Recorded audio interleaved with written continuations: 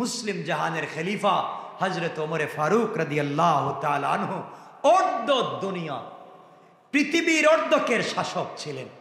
হযরত ওমর ঈদের আগের দিন এই যে গড়ে গেছেন, স্ত্রী জিজ্ঞাসা করছেন স্বামী, আপনি অর্ধেক পৃথিবীর বাদশাহ, আপনি খলিফাতুল মুসলিমিন, ওমর আপনার তরবারি মদিনার মাটিতে রাখছিলেন, মদিনার মাটি কাঁপা বন্ধ করে দিয়েছে।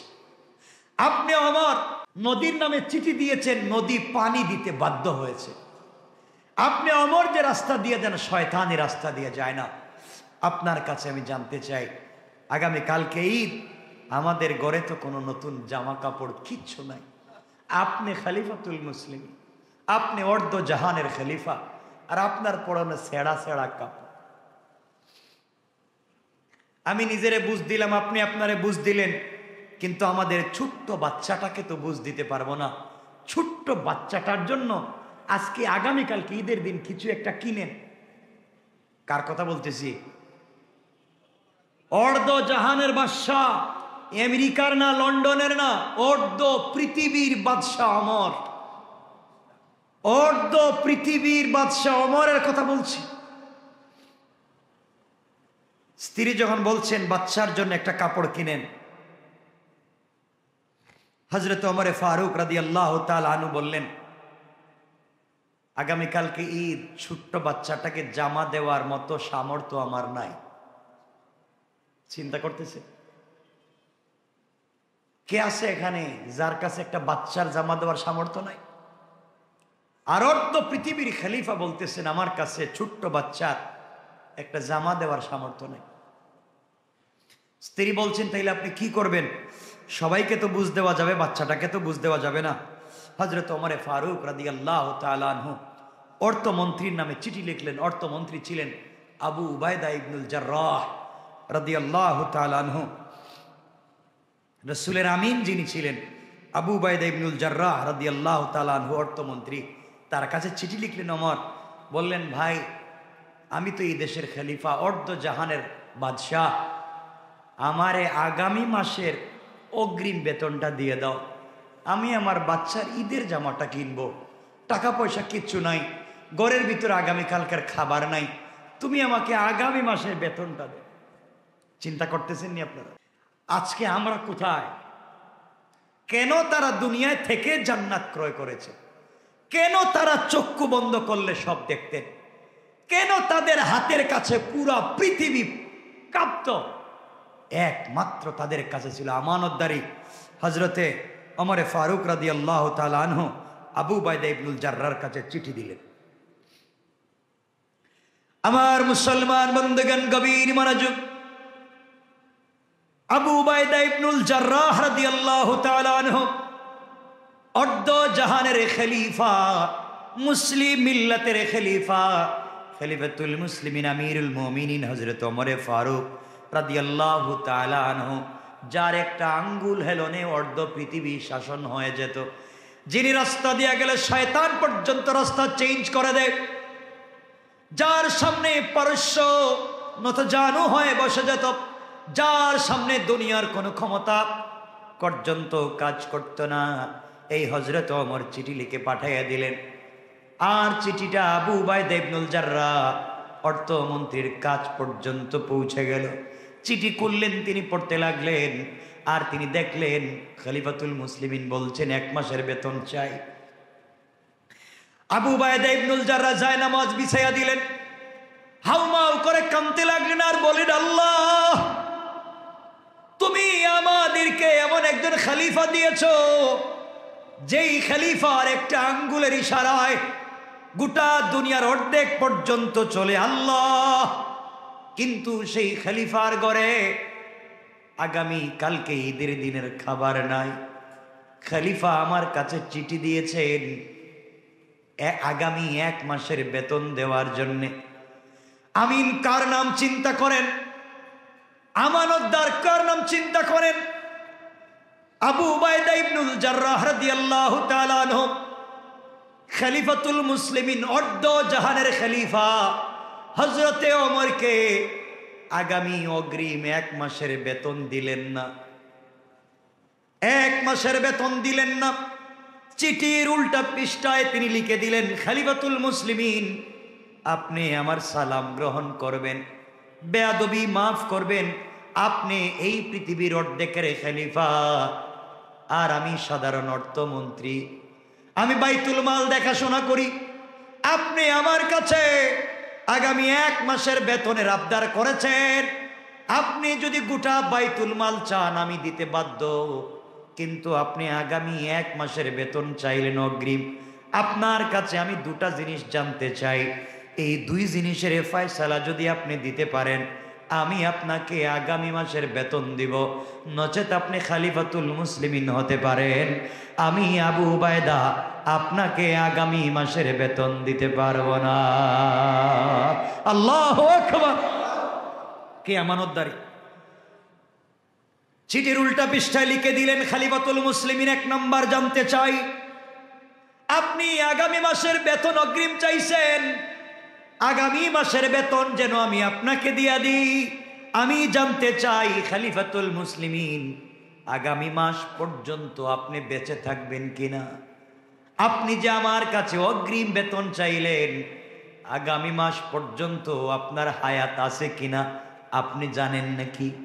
আপনি যদি আগামী মাস পর্যন্ত বাঁচবেন এটা জানতে না পারেন, তাইলে কেমনে আপনি আগামী মাসের বেতন আমার কাছ থেকে নেবেন?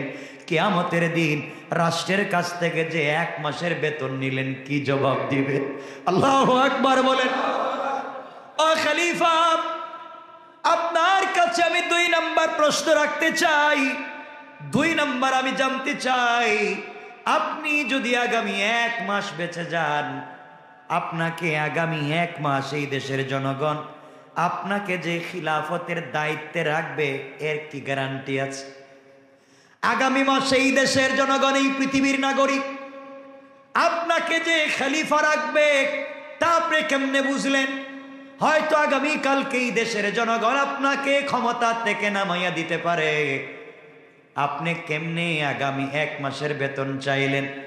আপনি বলেন তো আগামী 1 বছর আপনি ক্ষমতায় থাকতে পারবেন কিনা? এই 2 প্রশ্নের জবাব যদি দিতে পারেন আপনাকে আগামী মাসের বেতন আমি দিতে পারি। এই চিঠি হযরত ওমরের কাছে পৌঁছে গেল। হযরত ওমর চিঠি খুললেন, অপর পৃষ্ঠায় যখন দেখলেন সিজদায় পড়ে কাঁদতে লাগলেন আর বললেন, আল্লাহ তুমি আমাকে কিয়ামতের দিনে জবাবদিহিতা থেকে বাঁচাইয়া দিয়েছো। আল্লাহ আমি মরে গেলে আমার কোনো কষ্ট নাই। আমার দেশে এমন একজন আমানতদার অর্থমন্ত্রী আছে যিনি বাদশাকে পর্যন্ত অগ্রিম 1 মাসের বেতন দেয় নাই। আল্লাহকে এতটুকুন ভয় করে, আল্লাহকে এতটুকুন বিশ্বাস করে ভালোবাসে, আমি আগামী 1 মাস বাঁচবো কিনা, দেশের জনগণ ক্ষমতায় রাখবে কিনা, এই বয়সে 1 মাসের বেতন আমাকে দেয় নাই। এই ধরনের খলিফা যদি আজও দুনিয়ার জমিনে থাকতো, চুরি চামারি থাকতো না রে ভাই। আর আমাদের দেশের টাকাওয়ালারা লুটে পুটে দেশটাকে খায়া তারা বিভিন্ন দেশে দেশে তারা বড় বড় বাড়ি আর গ্রাম বাংলা বানাচ্ছে, কোন ঠিক কিনা? আমার বন্ধুগণ, তুমি আমি দুনিয়া দুনিয়া বলে মত্ত, আর খলিফাতুল মুসলিমিন আমিরুল মুমিনিন ওমরের ঘরে ঈদের দিনের খাবার নাই, বাচ্চার পরনে জামা নাই। আজ তোমার আমার ঘরে খাবার আছে, কাপড় আছে, কিন্তু তোমার আমার ঘরে রাসূলের প্রতি ভালোবাসা নাই। এই জন্যে কে কোন দিন মরে যাব বলতে পারি না। রাসূলকে যদি ভালোবেসে চোখ থেকে 1 ফোঁটা পানি ছাড়তে পারি, নবীজি বলেছেন আমার ভালোবাসায় কারো চোখ থেকে যদি 1 ফোঁটা পানি পড়ে যায়, কিয়ামতের দিন তার 1 ফোঁটা চোখের পানির কারণে আল্লাহ জাহান্নাম হারাম করে জান্নাত ওয়াজিব করে দেবে। সুবহানাল্লাহ, জোরে বলে। এজন্যে আমরা রাসূলকে ভালোবাসবো। সুযোগ থাকলে মদিনায় যান, রাসূলের রওজা জিয়ারত করেন, একটু কান্দেন। আমরা এই গরম সহ্য করতে পারি না। আজকে তো সব সুন্দর এসি, নবীজি কেমনি পাথরের জমিনে দিনের দাওয়াত দিছেন, রোদ, গাছ নাই, কিচ্ছু নাই, শুধু পাথর। কেমনে দিনের দাওয়াত দিছে? পানির ব্যবস্থা নাই, মাইল কা মাইল পানির কোনো ব্যবস্থা নাই, 100 মাইল একটা গাছ নাই, এটা মাটি নাই, শুধু পাথর।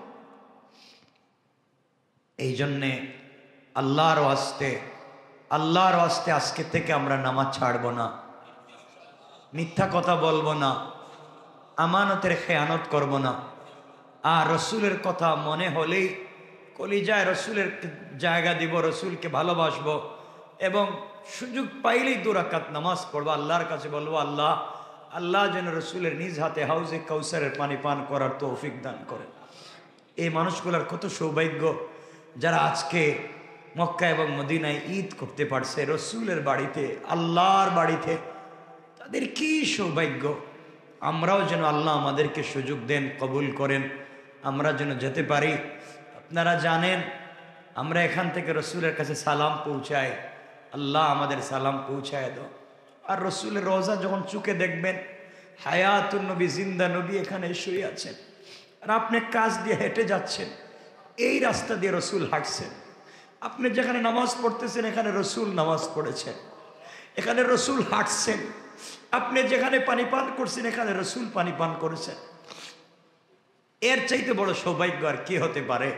আল্লাহ আমাদেরকে কবুল করুক, বেশি বেশি রসুলের বাড়িতে যাওয়ার তৌফিক দান করুক, বেশি বেশি জিয়ারতে হারামাইন নসিব করুক, বেশি বেশি জিয়ারতে হারামাইন নসিব করুক। সবাই জুড়ে বলেন আমিন, বলেন আমিন, বলেন আমিন। জীবন ধন্য হয়ে যাবে। আল্লাহ আমাদেরকে কবুল করুক। ঈদের দিনের জন্য প্রস্তুতি নিব, আর লম্বা করব না। আমার জন্য দোয়া করবেন, আমি আপনাদের জন্য দিল থেকে দোয়া করব, একে অপরের জন্য। আমি অনেক দোয়ার মহতাজ, অসুস্থ, দুনিয়ার অনেক ঝামেলায়ও থাকি। আল্লাহ যেন ঝামেলা থেকে মুক্ত করে। আর আপনাদের জন্য দোয়া করি। মক্কায় যতবার দোয়া করছি আপনাদের কথা মনে পড়ছে, মদিনায় দোয়া করছি, রসুলের রোজে সালাম পৌঁছে দিয়েছি। আমার জন্য দোয়া করবেন, আল্লাহ যেন আমাকে ইমানের উপরে রাখে, ইখলাস এবং আমানতদারির উপরে রাখে। সবার জন্য দোয়া করবো ইনশাআল্লাহ, ইনশাআল্লাহ সবার জন্য দোয়া। আজকে হতে পারে আজকের এই জুমা, আজকের এই দিন, জানি না কার আর নাও আসতে পারে। এই জন্য আমিও দোয়া চাই সবার জন্য, যারা আমাকে ভালোবাসেন, যারা আমাকে চিনেন জানেন, আমিও যাদেরকে চিনি জানি, সবার জন্য দোয়া। আল্লাহুম্মা সাল্লি আলা মুহাম্মদ ওয়া আলা আলি মুহাম্মদ।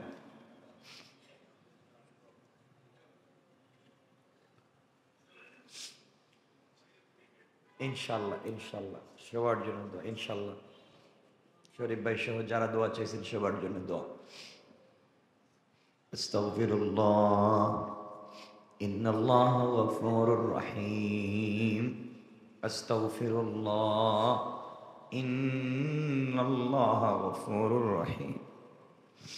আস্তাগফিরুল্লাহাল্লাযী লা ইলাহা ইল্লা হুয়াল হাইয়ুল কাইয়্যুম ওয়া আতুবু। তারাওয়াহের নামাজ পড়েছি, সবাই চেষ্টা করেছি তাহাজ্জুদের সালাতের জন্য, অনেকেই পারেন নাই, অনেকে পারছেন। দোয়া করি আল্লাহ যেন আমাদের সবাইকে তাহাজ্জুদের সালাত পড়বার তৌফিক দান করেন। আল্লাহ রসুল বলেছেন, আল্লাহ হাদিস কুদসিতে বলেছেন, এই পৃথিবীতে আমি আল্লাহ বলছেন যদি রাগ করি, কোনো জিনিস দিয়ে রাগ ভাঙানো যাবে না। আমি যদি রাগ করে ফেলি, আসমান জমিন আরশ কুরসি জান্নাত জাহান্নাম সব যদি কেউ দান করে দেয়, আমার রাগ ভাঙাতে পারবে না। কিন্তু কোন বান্দা যদি তাহাজ্জুদের নামাজে দাঁড়িয়ে যায়, সাথে সাথে আমি আল্লাহ তার উপরে খুশি হয়ে যায়, সাথে সাথে খুশি হয়ে যায়। রমজান আমাদের কাছ থেকে চলে গেল, সারা মাস আল্লাহ বান্দাকে মাফ করছেন, সকল গুনাহগারদেরকে মাফ করছেন। এরপরও আমার মতো হয়তো অনেক গুনাহগার রয়ে গেছে, আল্লাহ মাফ করেননি, রয়ে গেছে, বেশি গুনাহ করে ফেলেছি, বেশি অন্যায় করে ফেলেছি। আজকের এই যে জুমার সালাত পড়লাম, রাসূল পাক বলেছেন মাগরিবের সালাতের আগে একটা সময় আছে জুমাবারে যে হাত উঠালে বান্দা যা বলবে সব কবুল। আমরা তো মাগরিবের আগেই বসে আছি, আমরা জুমার সালাত পড়েছি, আমাদের আগে তো আছেই মাগরিব, আমাদের আগে তো আছে ইফতার, সামনে ইফতার। আমাদের সবার পকেটে টাকা আছে, সবার ঘরে খাবার আছে, আমরা খাচ্ছি না। শুধুমাত্র আল্লাহর হুকুম, আল্লাহ বলছেন দিনে খাইও না। ওই রমজানের আগেও আমাদের পকেটে টাকা ছিল, আমরা যখন মন চায় খেয়েছি, কিন্তু এখন খাচ্ছি না। আল্লাহ বলছেন খাইও না, আমি না করছি। আল্লাহ ফেরেশতাদেরকে জিজ্ঞাসা করতেছেন, ফেরেশতারা বান্দার পকেটে টাকা আছে, ঘরে ভালো খাবারও আছে, পেটেও ক্ষুধা আছে, এরপরেও বান্দা খাচ্ছে না কেন? আল্লাহ বান্দা রোজা রাখছে, তোমাকে ভয় পায়। আল্লাহ বলছেন আমার বান্দা কি আমাকে দেখছে নাকি? আল্লাহ আপনাকে দেখে নাই, না দেখে আপনাকে বিশ্বাস করেছে। আল্লাহ বললেন আমার বান্দা না দেখে সব সুযোগ সুবিধা থাকবার পরেও আমার ভয়ে রোজা রেখে খাচ্ছে না, আমিও আমার বান্দাকে পুরোপুরি মাফ করে জান্নাতের ফয়সালা। আমরা আল্লাহ রসুলকে মারি নাই, আমরা আল্লাহ রসুলকে গালি দেই নাই। আল্লাহ রসুলকে মারছে মক্কার মানুষ, তায়েফের মানুষ। আল্লাহ রসুলকে গালি দিছে মক্কার মানুষ সাফা পাহাড়ের সামনে দাঁড়িয়ে, যেখানে আপনারা সাই করেন, যে পাহাড়ের থেকে দাঁড়ালেই কিবলা দেখা যায়, যেখানে দাঁড়িয়ে হাজিরা দোয়া করে কান্দে, ওখানে দাঁড়িয়েও রসুলকে গালি দিয়েছে। আমরা রসুলকে গালি দিইনি। মক্কার মানুষ রসুলকে দেখছে, এরপরে মারছে, আর আমরা কলিজা ভরা ভালোবাসা দিয়ে হাজার হাজার মাইল দূরে রসুলকে না দেখে, রসুলের ভাষা না বুঝে, তাকে কলিজাত থেকে ভালোবেসে আমরা কালিমা পড়ে বিশ্বাস করে মুসলমান হয়েছি। আমাদের বিশ্বাস রসুল কিয়ামতের দিন আমাদেরকে না নিয়ে জান্নাতে যাবেন না ইনশাআল্লাহ। আল্লাহু আকবার বলেন। আমরা না দেখে তাকে বিশ্বাস করছি, আমরা না দেখে তাকে বিশ্বাস করছি। আমরা কোনোদিন রসুলকে গালি দেইনি, আমরা কোনোদিন রসুলকে কষ্ট দেইনি। ওরা মক্কায় থেকে রসুলের বাড়িতে থেকে রসুলকে গালি দিছে। সুতরাং আমরা কলিজা দিয়ে রসুলকে ভালোবাসি, আমরা বিশ্বাস করি কিয়ামতের দিন রসুল আমাদেরকে ভুলে যাবেন না ইনশাআল্লাহ। আমাদের হাতে, তার হাতে আমাদেরকে হাউজে কাউসারের পানি পান করাবেন। নবীজি বলেছেন যে উম্মত ঈদের রাত্র, চাঁদ রাত মানে আজকের রাত, যদি চাঁদ উঠে, চাঁদ রাত্রে যে বান্দা সারা দুনিয়ার মানুষ হাসি খুশিতে মত্ত, সব ফেলে দিয়ে হাসি খুশি আনন্দে মত্ত, আর আমার বান্দা হাউমাউ করে সেজদায় পড়ে কাঁদতেছে, আল্লাহ তুমি আমাদের কাছে রহমত, বরকত, মাগফিরাত, নাজাত, আসমান জমিনের চাইতে মহামূল্যবান রমজান আমাদের কাছে দিয়েছিলা।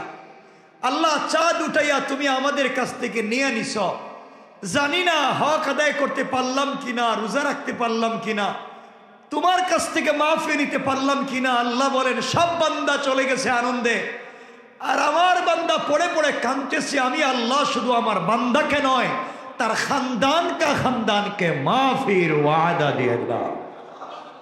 সুবহানাল্লাহ, জোরে বলে। সব মানুষ চলে যায়, সব মানুষ চলে যায়। উদাহরণ কি? সবাই বুঝে না। যেদিন কোরআনে কারীমের এই আয়াত নাজিল হয়েছে খুব সংক্ষেপে, আল ইয়াউমা আকমালতু লাকুম দীনাকুম ওয়া আতমামতু আলাইকুম নি'মাতি ওয়া রাদিতু লাকুমুল ইসলাম দীনা। এই আয়াত নাজিল হয়ে গিয়েছে, আমি আজকের দিনে ইসলামকে পরিপূর্ণ করে দিয়েছি, আমি ইসলাম ধর্মকে সারা পৃথিবীর জন্য কবুল করে নিয়েছি। আল ইয়াউমা আকমালতু লাকুম দীনাকুম ওয়া রাদিতু লাকুমুল ইসলাম দীনা। আর ইসলাম ধর্মকে তোমাদের জন্য মনোনীত করে তোমাদের উপরে খুশি হয়ে গিয়েছি। এই আয়াত যেদিন নাজিল হয়েছে, রাসূল পাক মিম্বরে বসা, সাহাবায়ে কেরাম দাঁড়িয়ে দাঁড়িয়ে একজন আরেকজনের গলা জড়াইয়ে কাঁদতেছে, হাসি খুশিতে আনন্দে কপালে চুমু দিচ্ছেন, আর একজন আরেকজনকে বলছেন, ভাই রসুল আমাদের সামনে জিন্দা, আমরাও রসুলের সামনে জিন্দা। আমরা জীবিত থাকতে আল্লাহ ইসলামকে পরিপূর্ণ করেছেন, রসুল জীবিত থাকতে আল্লাহ আমাদের উপরে খুশি হয়েছেন। এর চাইতে বড় আনন্দের দিন আর হতে পারে না, এর চাইতে খুশির আর দিন হতে পারে না, আজকের দিনের মতো আনন্দের দিন আর হতে পারে না। সব সাহাবীরা আনন্দিত, আজকে ইসলাম ধর্ম পরিপূর্ণ, আজকে আল্লাহ আমাদের উপরে খুশি, সবাই খুশিতে আত্মহারা। একজন গোলাম, একজন বুড়া মানুষ, রসুল দেখেন গাছের গোড়ায় কিছু দূরে বৈশা বৈশা হাউমাউ করে গাছের গোড়ায় কাঁদতেছে। সাহাবায়ে কেরাম তাকে দেখলেন এক বুড়া মানুষ কান্দে। সব সাহাবায়ে কেরাম একত্রিত হলেন আর বললেন, সবাই আমরা আনন্দ করতেছি আজকের দিনের জন্য। আল্লাহ আজকের দিন ইসলামকে পরিপূর্ণ করে দিয়েছেন, দিন পরিপূর্ণ। আল্লাহ আমাদের উপরে খুশি হয়ে আয়াত নাজিল করছেন, আনন্দের দিন। আর এই বুড়া লোকটা কান্দে, তার কারণে আমরা একটু আনন্দ করতে পারি না। সব সাহাবীর এই বুড়া লোকের কাছে গিয়ে বলছেন, ভাই সবাই আনন্দিত, সবাই খুশি, তুমি কাঁদতেছো কেন? এই বুড়া লোকটা বলছেন, ভাই তোমাদের হাতে পায়ে ধরি, তোমরা আনন্দিত, তোমরা আনন্দ করো, আমি তো তোমাদের আনন্দে বাধা দেই না, কিন্তু তোমরা আমারে কাঁদতে দিও, তোমরা আমার কাদায় বাধা দিও না, তোমরা খুশি করো, আনন্দ করো, আমাকে কাঁদতে দাও। সকল সাহাবায়ে কেরাম বলছেন, না, আজকের দিন তো কান্নার দিন না, নবীজি কান্নার কোনো কথাই বলেন নাই, আজকে হাসির দিন। হয়তো তুমি আমাদের সাথে আনন্দ করো, আর না হয় তুমি কেন কান্না করো সেটা আমাদেরকে বলো। তিনি বলতে লাগলেন, ভাই তোমরা জানো না, আজকের দিনে আল্লাহ বলেছেন ইসলাম ধর্মকে পরিপূর্ণ করেছেন, তিনি আমাদের উপরে খুশি হয়েছেন। আজকের দিনের মতো কষ্টের দিন আমার আর নাই। সাহাবায়ে কেরাম বলছেন, কেন কষ্টের দিন নাই? তিনি বললেন, ভাই তোমরা জানো না, আজকের এই আয়াত নাজিলের মাধ্যমে আল্লাহ তাআলা বুঝাতে চাইলেন তার রসুলকে আর দুনিয়ায় রাখবেন না, তিনি তার হাবিবকে দুনিয়ার থেকে উঠায় নিয়ে যাবেন। কারণ কোন মালিক যখন কোনো ঠিকাদারকে, কোনো মিস্ত্রিকে একটা বিল্ডিং বানাবার জন্য দেয়, ঠিকাদার যখন বিল্ডিং পরিপূর্ণ করে দেয়, মিস্ত্রি পরিপূর্ণ করে বিল্ডিং তৈরি করে দেয়, তখন মালিক টাকা পয়সা দিয়ে বিদায় করে দেয়, আর মিস্ত্রিকে রাখে না, ঠিকাদারকে রাখে না, কারণ কাজ শেষ হয়ে গিয়েছে, তুমি চলে যাও। ও সাহাবীরা, তোমরা আনন্দিত হচ্ছ, আজকের দিনে আল্লাহ ইসলাম ধর্মকে পরিপূর্ণ করেছেন, তিনি আমাদের উপরে খুশি হয়েছেন। তাহলে রসুলে পাককে তো আল্লাহ পাঠিয়েছিলেন ইসলাম ধর্মকে পরিপূর্ণ করার জন্য।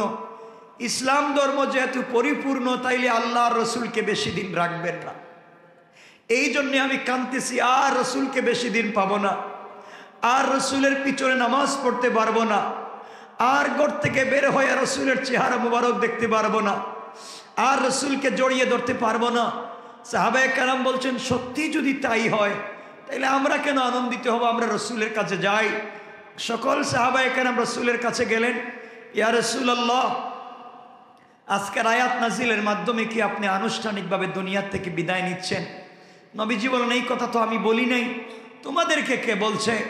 সাহাবায়ে কেরাম বলছেন, ইয়া রাসূলুল্লাহ, কেউ বলে নাই, এই যে গাছের গোড়ায় বসে বসে যে বৃদ্ধ লোকটা কাঁদতেছে, সে আমাদেরকে বলছে। নবীজি মিম্বরে উঠলেন, দাঁড়াইয়া দেখলেন, আর চিৎকার করে হাউমাউ করে কাঁদলেন, আর তাকে দেখলেন সে আর কেউ না, সে রসুলের কলিজার টুকরা সাহাবী হযরতে আবু বকর। নবীজি বললেন, ও সাহাবীরা, তোমরা কেউ তো আমার ওয়াজ বুঝো নাই, এই এক বুড়াই আবু বকর বুঝছে। ইয়া আল্লাহ, দুনিয়ার জমিনের সকল মানুষ যে যেভাবে আমাকে ভালোবাসে, আমি সকল মানুষের ভালোবাসার প্রতিদান দিতে পেরেছি, আল্লাহ কিন্তু বুড়া আবু বকরের প্রতিদান দিতে পারলাম না। আল্লাহ, কিয়ামতের দিনে তুমি আমার আবু বকরকে আমার বন্ধু বানাইয়া দিও, ইন্তেকালের পরে যাকে আমার সঙ্গে দেখা করাইবা সর্বপ্রথম আবু বকরকে দেখা করাইয়া দিও, আর জান্নাতে সাথী আবু বকরকে বানাইয়া দিও। আমার কবরের সাথীও আবু বকরকে বানায়া দিও। আল্লাহু আকবার। নবীজি দোয়া করে দিলেন, নবীজি দোয়া করে দিলেন। এর নাম আবু বকর, এর নাম ভালোবাসা। এই জন্যে সবাই বুঝে না। আজ রমজান আমাদের কাছ থেকে বিদায় নিচ্ছে, দুহাত জোড় করে বলছি ভাই, সব থাকবে একদিন। এলাকার সব শিল্পপতির বাড়ি থাকবে, শিল্পপতি থাকবেন না। একদিন কুটিপতির বাড়ি থাকবে, কুটিপতি থাকবেন না। একদিন বড় জমিদারের ব্যবসা থাকবে, জমিদার থাকবেন না। একদিন আপনার সুন্দর সাজানো গুছানো বিল্ডিং থাকবে, আপনি থাকবেন না। আপনি যে ফ্ল্যাটে ঘুমান, আপনি যে বিছানায় ঘুমান, আপনার বিছানা আগের মতোই থাকবে, আপনার গাড়ি আগের মতোই থাকবে। আপনার বিছানায় আরেকজন ঘুমাবে, আপনার গাড়ি আরেকজন ব্যবহার করবে, আপনার দোকানের চেয়ারে আরেকজন বসবে। সব আগের মতো থাকবে, থাকবো না শুধু তুমি আর আমি, তুমি আর আমি। এই জন্য আল্লাহর ওয়াস্তে আজকে সারা মাস চলে গিয়েছে, কিছু করতে পারলাম না। আজকে এখনো আমাদের কাছে বাকি আছে। আমরা যত বড় গুনাহগার হই, আল্লাহ তো ফেরাউনের দুয়ারেও কবুল করছে। ফেরাউনও সারা দিন আল্লাহর সাথে নাফরমানি করছে, রাত্রবেলা জঙ্গলে গিয়ে কাঁদছে, আল্লাহ ফেরাউনের দুয়ারে কবুল করছেন। আল্লাহ বলছেন আজকের রাত্রে ফেরাউনের মতো গুনাহগারও যদি দোয়া চায়, আল্লাহ তাকে মাফ করে দিবেন। এজন্য আজকের রাত অনেক দামি রাত, ঈদের রাত, রমজানের শেষ রাত, অনেক দামি রাত। আল্লাহ তাআলা আজকের রাত্রে গভীরে এসে ডাক দিয়ে বলবেন, কেউ আসনি, সারা রমজান মাপ পাও নাই, তোমার রমজান খুঁজে পাই নাই, তুমি সারা রমজান কোথায় ছিলা? আমি এত রহমত, এত বরকত, এত মাগফিরাত, এত নাজাত দিলাম, তোমারে কোথাও পেলাম না। আজ তুমি এসেছ, আসো, আমি আল্লাহ আখেরে সব তোমাকে দিয়ে দিলাম। সুবহানাল্লাহ। এই জন্য আজকের রাতকে কাজে লাগান। আজকের রাত আল্লাহর কাছে কান্নাকাটি করেন, আজকের রাত আল্লাহর কাছে তওবা করেন, আজকের রাত আল্লাহর কাছে চান। আজকের রাত্রে আল্লাহ মাফ করে দিবেন। কবরবাসীদের জন্য মাফ চান, আজকের রাত্রে আল্লাহ কবরবাসীকে মাফ করে দিবেন। জিন্দা মানুষের জন্য মাফ চান, জিন্দা মানুষদেরকে মাফ করে দিবেন। বাচ্চাদের জন্য দোয়া করেন আল্লাহর কাছে, আজকে বাচ্চাদের জন্য দোয়া করেন। আল্লাহ তাআলা আজকের মনটা বড় খুশি, কারণ দুনিয়ার জমিনে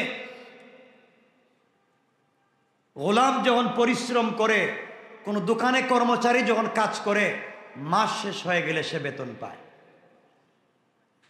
মাস শেষ হয়ে গেলে সে বোনাস সহ বেতন পায়। আজকে রমজান মাস শেষ, মালিক রমজান আমাদের কাছ থেকে বিদায় দিবেন। দেওয়ার আগে আগে আমরা যেন বোনাস সহ মালিকের কাছ থেকে সবকিছু আজকে আদায় করতে পারি, ইনশাল্লাহ বলেন। আপনারা শুধু শুধু বাজারে গঞ্জে দৌড়াদৌড়ি করবেন না, বাজারে গঞ্জে দৌড়াদৌড়ি করবেন না, এগুলার মধ্যে কোনো খায়ের নাই, কোনো কল্যাণ নাই। বাজারে দৌড়াদৌড়ি করে কোনো উপকার পাবেন না।